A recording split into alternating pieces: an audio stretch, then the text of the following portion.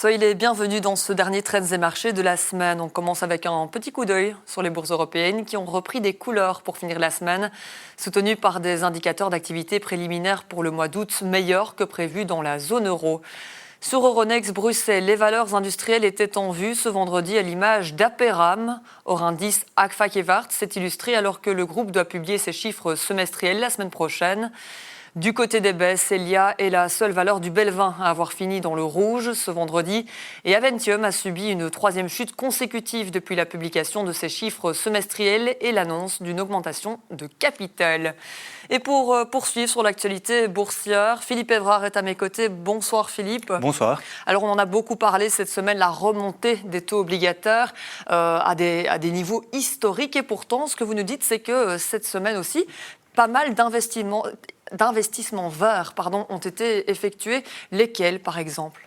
Alors, effectivement, on a plusieurs entreprises, comme par exemple CTP, qui est une entreprise de logistique aux Pays-Bas, qui est un des leaders de son secteur, qui a levé pour plus de 500 millions d'euros. On a une entreprise au Canada, il s'agit de Brookfield Renewable, qui a levé plus de 750 millions de dollars, et encore d'autres. Donc, il y a énormément d'argent qui a été mis sur le marché obligataire. Ce sont systématiquement des obligations vertes, alors que, comme vous l'avez dit, du côté du monde obligataire plus général, on est dans un milieu qui est beaucoup plus sous tension, avec une remontée des taux qui... Un coup de crédit important. Alors juste pour bien préciser, c'est quoi une obligation verte ?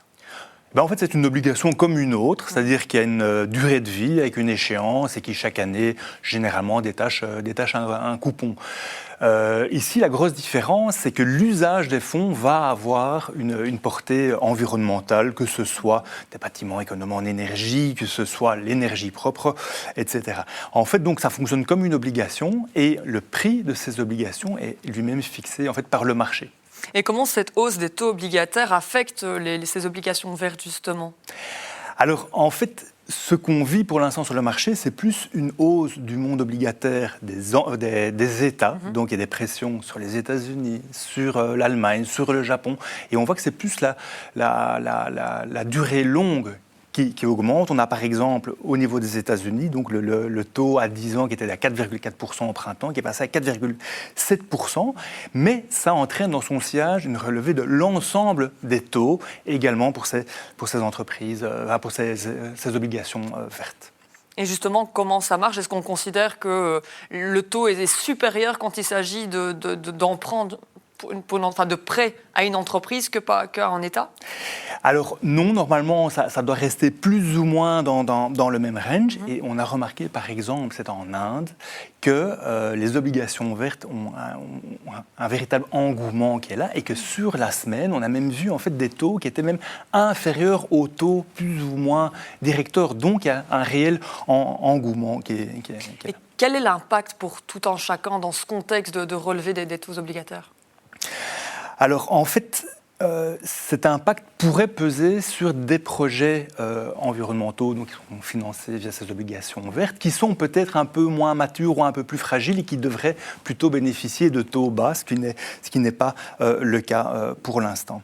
Il faut bien en tout cas dissocier deux choses. Ce qu'on vit maintenant sur le marché obligataire plutôt long terme, c'est plus lié en fait, à des finances publiques qui sont beaucoup plus sous pression, à des données d'inflation qui n'ont pas l'air de se calmer et qui pourraient justement perdurer sur l'avenir, alors que le financement des obligations vertes, ça a un autre portée. Et c'est vraiment pour des projets qui sont beaucoup plus ciselés, beaucoup plus canalisés, donc qui ne sont pas véritablement de cette même logique.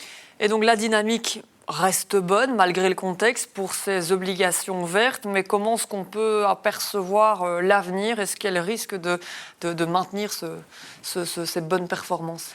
Alors cet engouement qui est là, la question qui se pose, est-ce que c'est quelque chose de structurel ou de conjoncturel ? On est vraiment un peu dans ce débat. Donc l'avenir nous dira si c'est quelque chose de beaucoup plus structurel, si effectivement il y a un appétit grandissant de l'ensemble des investisseurs, que ce soit des institutionnels, des fonds de pension, ou bien s'il s'agit plutôt d'une hype telle qu'on l'a connue peut-être en 2019-2020, souvenez-vous, où en fait tout le secteur du renouvelable était très trendy, mais les années suivantes ont été beaucoup plus compliquées. Donc on va vraiment voir ici dans les prochaines semaines, dans les prochains mois, s'il s'agit de quelque chose de structurel.